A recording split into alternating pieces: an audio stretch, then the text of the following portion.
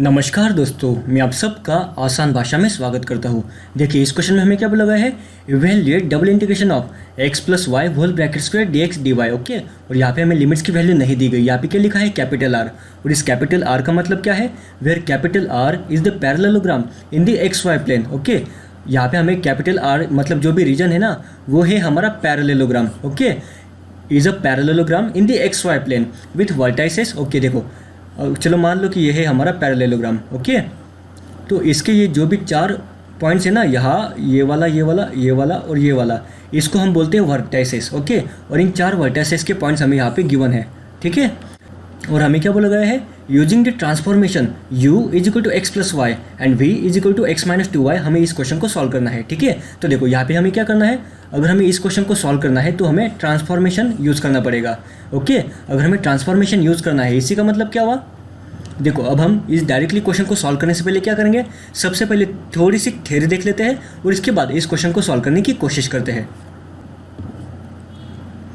तो देखो, जब भी आपको इस प्रकार का कोई भी क्वेश्चन पूछा जाए ना, तो इसे हम बोलते हैं चेंज ऑफ वेरिएबल। इसको हम क्या बोलते हैं, इसको हम बोलते हैं चेंज ऑफ वेरिएबल। इसमें देखो क्या होता है, sometimes the problems of double integration can be solved easily by the change of independent variables. Okay, या देखो अगर हमारे पास कोई डबल इंटीग्रेशन का फंक्शन है, double integration of function of X comma Y D X D Y, तो इसमें एक्स और वाई ये दोनों हमारे इंडिपेंडेंट वेरिएबल है। क्यों, ये दोनों हमारे इंडिपेंडेंट वेरिएबल क्यों है, क्योंकि जो भी हमारा फंक्शन है ना, वो एक्स और वाई इन दो वेरिएबल्स के ऊपर डिपेंड करता है। अगर ये फंक्शन इन दो वेरिएबल्स के ऊपर डिपेंड करता है, इसलिए हमें क्या बोलेंगे, यहाँ पे x और y ये दो हमारे इंडिपेंडेंट वेरिएबल्स है। ठीक है, अब देखो इसके आगे हमें क्या बोल रहा है, it is to be change by the new variables u comma v। Okay, तो देखो जैसे आप इस क्वेश्चन में अच्छे से ऑब्जर्व करोगे, तो देखो यहाँ पे हमें जो भी गिवन क्वेश्चन था ना, वो x और y की भाषा में है। ओके, और हमें क्या बोला है, using the transformation u is equal to x plus Y and v is equal to x minus two Y, हमें इस क्वेश्चन को सॉल्व करना है। ठीक है, तो देखो अगर इस प्रकार का क्वेश्चन है, तो देखो एक्स वाई का जो भी फंक्शन था ना, एक्स वाई की भाषा में जो भी हमारे दो इंडिपेंडेंट वेरिएबल्स के फॉर्म में जो भी हमारा गिवन फंक्शन था, उसे हमें u कॉमा वी के फॉर्म में कन्वर्ट करना है और बाद में उसे सॉल्व करने की कोशिश करनी है। ठीक है, तो देखो यहाँ पे क्या बोला है, the relation X comma Y with U comma V are given as x is equal to some function of u comma V and y is equal to some function of u comma V. Okay, इसी प्रकार में हमें given question पूछा गया है ना। Okay, तो देखो then the double integration is converted into, देखो अब यहाँ पे जो भी हमारा गिवन डबल इंटीग्रेशन का क्वेश्चन था ना, ये अब कुछ इस प्रकार के फॉर्म में कन्वर्ट हो जाएगा। ठीक है, यहाँ पे क्या है, double integration of R dash. Okay, यहाँ पे जो रीजन था ना, ये रीजन की वैल्यू थी हमारे x और y के ऊपर डिपेंड कर रही थी, लेकिन अब अगर हम इस x y की वैल्यू को u कॉमा वी के भाषा में कन्वर्ट करने वाले हैं, तो यहाँ पे जो भी r की वैल्यू थी ना, वो भी चेंज हो जाएगी ना। जो हमारी r की वैल्यू थी वो भी यहाँ पे चेंज हो जाएगी। इसलिए यहाँ पे जो अगर r था, तो यहाँ पे हमने उसे r डैश से डिनोट किया है। आ रही बात समझ में। और देखो यहाँ पे हमारा जो भी फंक्शन था ना, function of x comma Y D X D Y, अब ये कन्वर्ट हो चुका है function of some function of u comma V comma some function of u comma V into mod of j। Okay, यहाँ पे j का मतलब क्या है, जाकोबियन। ओके, जाकोबियन को हम कुछ इस प्रकार सॉल्व करते हैं। ठीक है, जाकोबियन को हम किस प्रकार सॉल्व करते हैं, ये ऑलरेडी अब आप लोगों को पता चल चुका होगा। ठीक है, अब हम क्या करेंगे, जाकोबियन को सॉल्व करेंगे और इसका मॉड लेंगे। Okay, mod of Jacobian into D U into D V. ठीक है, आ रही बात समझ में। देखो इसमें आपको सबसे इंपॉर्टेंट बात ये समझ लेनी है कि डी एक्स डी वाई को हम कन्वर्ट कर देंगे Jacobian, mod of Jacobian into D U into D V में। आ रही बात समझ में।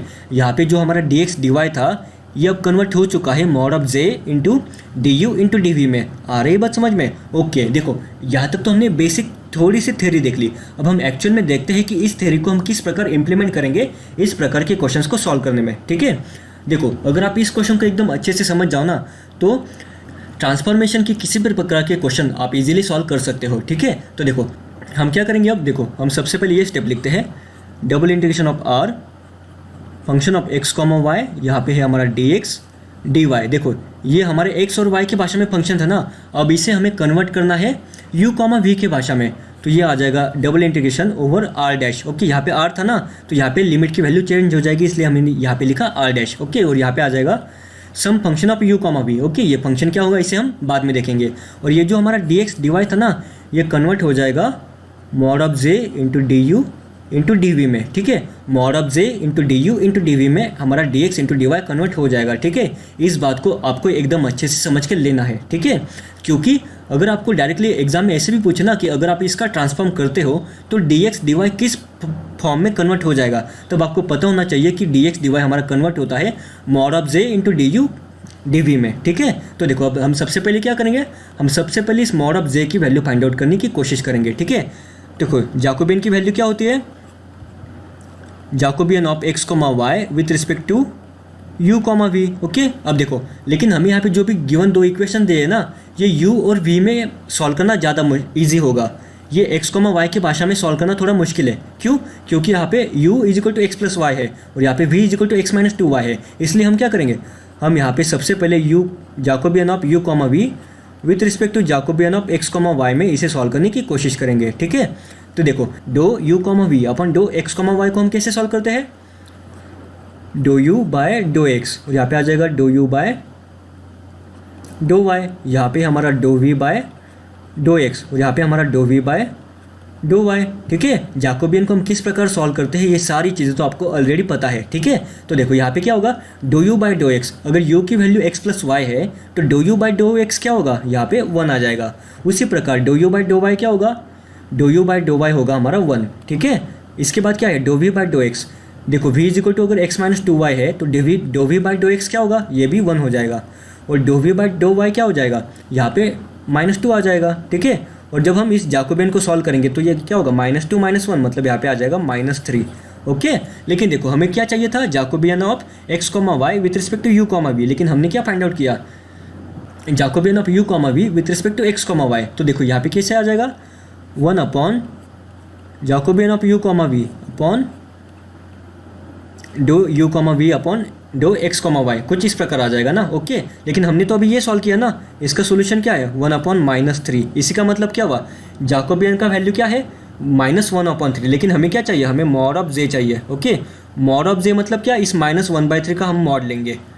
अगर हम इस -1/3 का मॉड लेंगे तो हमारा इस -1/3 का ये पॉजिटिव में हमारा आंसर कन्वर्ट हो जाएगा। इसी का मतलब क्या हुआ, मॉड ऑफ j की वैल्यू है 3, ठीक है। तो देखो यहाँ तक हमने क्या देखा, यहाँ तक हमने ये देखा कि जैकोबियन की वैल्यू हम किस प्रकार निकालेंगे, ठीक है। देखो ये तो एकदम बेसिक था। अब इसके आगे जो भी पार्ट है ये थोड़ा सा ट्रिकी है, ओके। अब इसे हम और अच्छे से समझ के लेने की कोशिश करेंगे। अब देखो आपको समझ के लेने वाली बात सिर्फ यहाँ पे ये है, हम इसे जल्दी से रब कर देते हैं जिससे हमें इसे आगे और सॉल्व करने में थोड़ा स्पेस मिल जाएगा, ठीक है।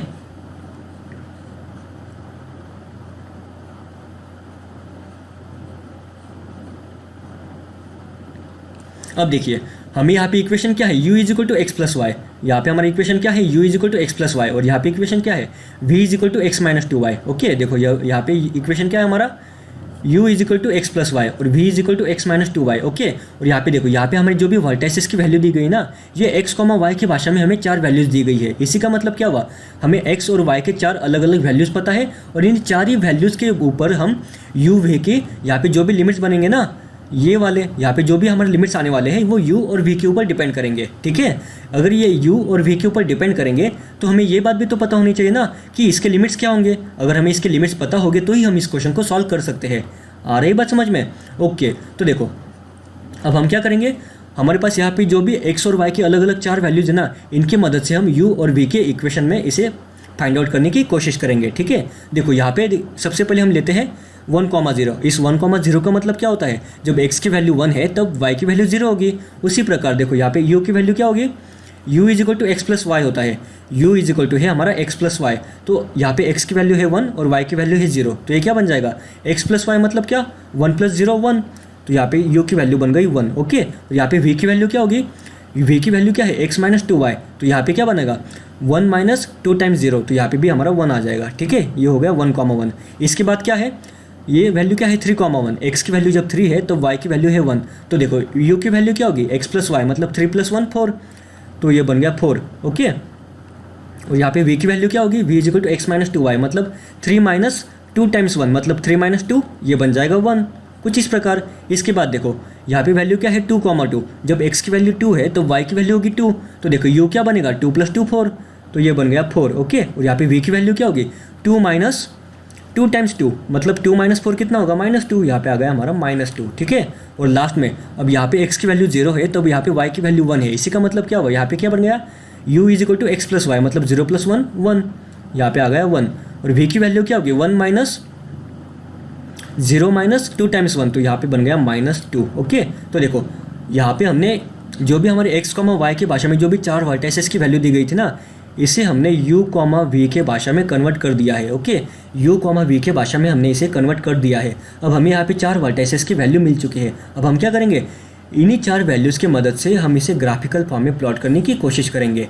ठीक है, चलो मान लो ये है हमारा एक्स एक्सिस और ये है हमारा वाई एक्सिस। अब देखो 1,1 का मतलब क्या, चलो मान लो x यहाँ पे है 1 और y यहाँ पे है 1, तो 1,1 का मतलब क्या, ये वाला पॉइंट। ओके, तो इसे हमने यहाँ पे ग्राफिकली प्लॉट कर दिया है। यहाँ पे क्या है 4,1, चलो मान लो ये हमारा 2, यहाँ पे है 3 और यहाँ पे है 4। ओके, देखो लेकिन हमने यहाँ पे एक्स वाई लिखा ना, लेकिन यहाँ पे एक्स वाई नहीं है, ये क्या है हमारा, अब ये हमारा u कॉमा वी के फॉर्म में बन चुका है। ओके, यहाँ पे जो भी हमारा एक्स वाई प्लेन था ना, अब ये हमारा एक्स वाई प्लेन से यू वी प्लेन में कन्वर्ट हो चुका है। ठीक है, ये वाला हमारा अब यू वी प्लेन में कन्वर्ट हो चुका है। तो यहाँ पे एक्स के जगह पे आ जाएगा u और वाई के जगह पे आ जाएगा v। ओके, अब देखो यहाँ पे पॉइंट क्या है 4,1, इसी का मतलब क्या हुआ, जब u की वैल्यू 4 है तब v की वैल्यू 1 है। तो देखो अगर यहाँ पे u की वैल्यू 4 है तो यहाँ पे v की वैल्यू 1 है ना, तो कुछ प्रकार ये पॉइंट यहाँ पे आ जाएगा। ओके, इसके बाद क्या है, u की वैल्यू है 4 तो y की वैल्यू है, u की वैल्यू है 4 तो v की वैल्यू है -2।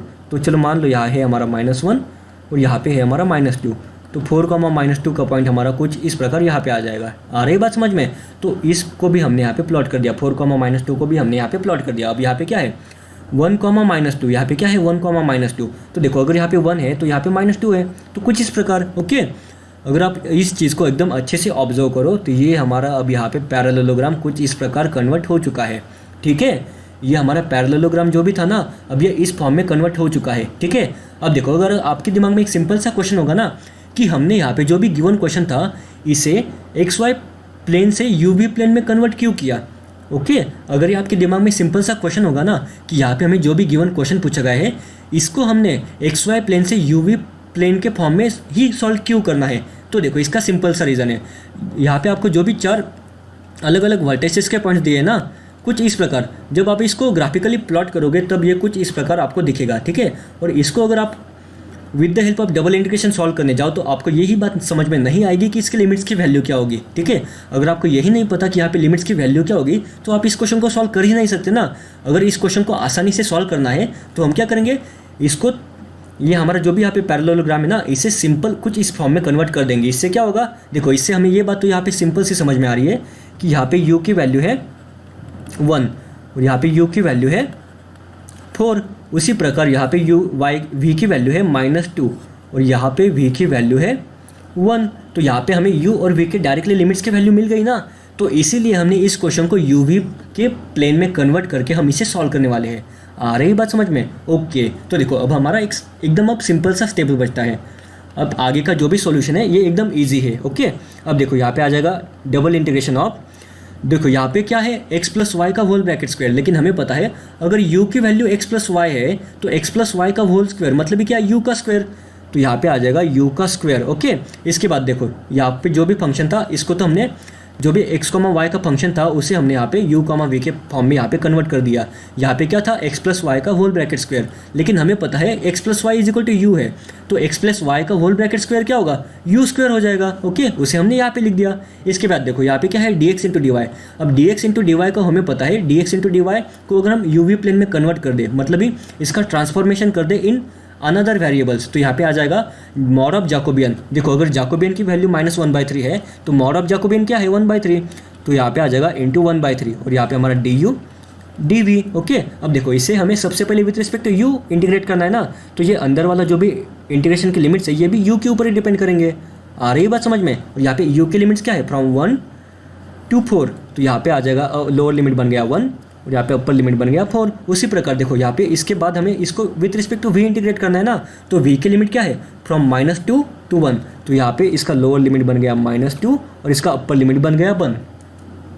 ओके, इसका अपर लिमिट बन गया 1। अब इसके आगे जो भी क्वेश्चन है ना ये एकदम इजी बन चुका है। ओके, इसे आप एकदम आसानी से सॉल्व कर दोगे। ये हमारा एकदम सिंपल सा डबल इंटीग्रेशन का क्वेश्चन बन चुका है। आ रही बात समझ में। तो इसमें इस प्रकार के क्वेश्चंस में आपको समझ के क्या लेना है कि जो भी हमारा एक्स वाई प्लेन था उसे हमने यू वी प्लेन में कन्वर्ट क्यों किया। ठीक है, अगर ये बात आपको समझ में आती है तो आपका कॉन्सेप्ट अच्छे से बिल्डअप होगा और आपको क्वेश्चन को सॉल्विंग तो आप इजीली कर लोगे। लेकिन हमें क्वेश्चन क्यों पूछा गया है इसके बारे में अगर आपको नॉलेज होगा और इस प्रकार के क्वेश्चन में आपको मज़ा भी आएगा, ठीक है। तो इसके बाद हमने क्या किया, इसके बाद हमने देखा जैकोबियन की वैल्यू हम किस प्रकार निकालते हैं। उसके बाद हम लेंगे मोड ऑफ जैकोबियन और हमारा जो भी गिवन क्वेश्चन है इन एक्स वाई प्लेन उसे कन्वर्ट कर देंगे यूवी प्लेन में और उसको हम ग्राफिकल फॉर्म में प्लॉट करके जो भी उसके लिमिट्स है उसे फाइंड आउट कर लेंगे, ठीक है। अब देखो इसके आगे जो भी सॉल्यूशन है ना ये एकदम ईजी बन चुका है। अब हमें क्या करना है, अब हमें सिर्फ इस इक्वेशन को सॉल्व करना है। यहाँ पे क्या आ जाएगा, integration from the limits -2 to 1, okay. देखो यहाँ पे 1/3 है ना, 1/3 हमारा कांस्टेंट है इसलिए हमने इसे बाहर लिख दिया। अब देखो यू स्क्वायर का integration with respect to u क्या होगा, u³ होगा, ओके। और यहाँ पे लिमिट्स की वैल्यू क्या है, फ्रॉम 1 to 4, और यहाँ पे हमारा dv जैसे कि वैसा ही, ठीक है। अब देखो यहाँ पे क्या है 1/3 integration from the limits -2 to 1। देखो यहाँ पे 1/3 कॉमन है, ओके, इसे हमने बाहर लिख लिया। u³ मतलब 4 का क्यूब माइनस 1 का क्यूब, 4 का क्यूब होता है 64, 64 - 1 यहाँ पे आ जाएगा 63, 63/3 कितना होता है, 63/3 होता है 21। तो इसे हम डायरेक्टली यहाँ पे 21 लिख सकते हैं ना, तो यहाँ पे आ जाएगा 21 × dv, ओके। अब देखो यहाँ पे क्या है 1/3 और यहाँ पे है 21, तो 21/3 कितना होगा 7, तो यहाँ पे आ जाएगा 7, ठीक है। और यहाँ पे क्या है integration of 1 × dv, integration of 1 × dv क्या होगा,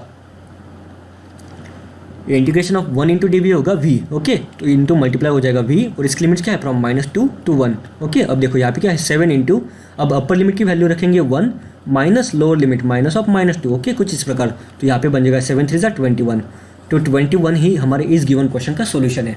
आ रही है बात समझ में, ओके। तो आप इस क्वेश्चन को एकदम अच्छे से ऑब्जर्व कर लो, आपको सारी बातें तुरंत समझ में आ जाएगी, ठीक है ना।